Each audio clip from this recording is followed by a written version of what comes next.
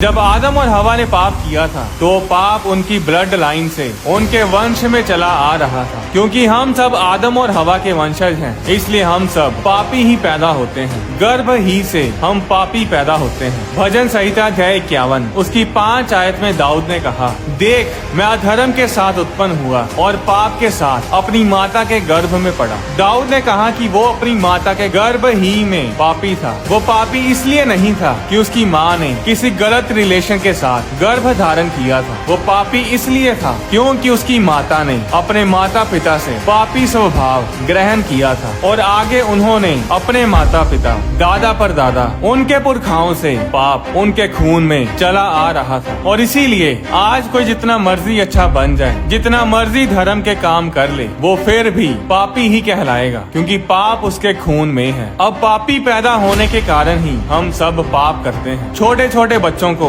कोई नहीं सिखाता कि जेलसी करनी है या चोरी करनी है, पर ये सब वो खुद ब खुद करने लग जाते हैं, क्योंकि पाप उनके खून में उन्हें विरासत में मिलता है। अब आदम और हवा के पाप के कारण सब लोग पापी पैदा होते थे, क्योंकि आदम का बीज भी पाप से भरा था, करप्ट हुआ पड़ा था। अब अगर यूसुफ और मरियम के मेल से बच्चा पैदा होता तो वो बच्चा प्योर ब्लड नहीं होता, और अगर यीशु मसीह प्योर ब्लड नहीं होते तो उनकी कुर्बानी से कोई फायदा नहीं होना था। और इसीलिए यीशु मसीह का पिता यूसुफ नहीं था, यीशु मसीह का पिता खुद यहोवा परमेश्वर थे। अब यहोवा परमेश्वर मरियम के गर्भ के ऊपर अपना वचन बोलते हैं, और वो वचन बॉडी का रूप लेता है, जिसके बारे में यूहन्ना अध्याय 1 उसकी 1 आयत और 14 आयत में हम पढ़ सकते हैं। आदि में वचन था और वचन परमेश्वर के साथ था और वचन परमेश्वर था। यही आदि में परमेश्वर के साथ था। 14 आयत में लिखा, और वचन देहधारी हुआ और अनुग्रह और सच्चाई से परिपूर्ण होकर हमारे बीच में डेरा किया, और हमने उसकी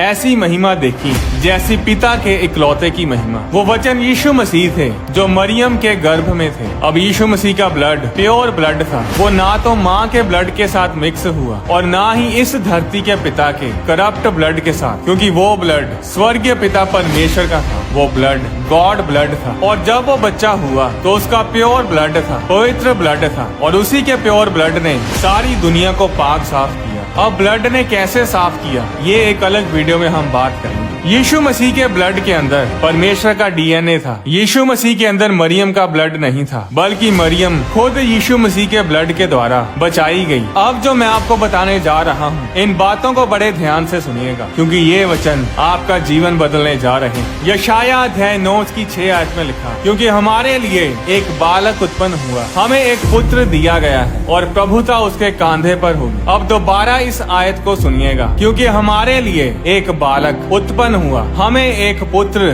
दिया गया है और प्रभुता उसके कांधे पर होगी। अब बालक तो पैदा हुआ है, पर बेटा पैदा नहीं हुआ। बेटा परमेश्वर ने दिया। मरियम ने बच्चा पैदा किया, पर बेटा परमेश्वर ने दिया। मरियम ने शरीर पैदा किया, पर आत्मा परमेश्वर ने दी। मरियम ने घर तैयार किया, पर परमेश्वर ने उसके अंदर रहने वाला आत्मा दिया। और इसीलिए लिखा है कि हमारे लिए बालक यानी बच्चा पैदा हुआ है, हमें एक पुत्र दिया गया है। पुत्र पैदा नहीं हुआ, पुत्र दिया गया था परमेश्वर के द्वारा, क्योंकि पुत्र हमेशा से ही है। पुत्र की ना तो कोई शुरुआत है ना कोई अंत है। अब मरियम यीशु की माँ तो है, पर वो मसीह की माँ नहीं है। यीशु जीसस शरीर है, पर यीशु के अंदर आत्मा मसीह की है, क्राइस्ट की है। अगर आपको समझ ना आए तो इसे रिवाइंड करके दोबारा सुनो। मसीह क्राइस्ट कोई नाम नहीं है जो यीशु के नाम के साथ लगा दिया गया और बन गया यीशु मसीह, जीसस क्राइस्ट। मसीह एक टाइटल है, एक शीर्षक है, जिसका मतलब है अभिषिक्त, द अनॉइंटेड वन। और मसीह पैदा नहीं हो सकता, क्योंकि मसीह परमेश्वर है, वो पहले से ही है। इस दुनिया को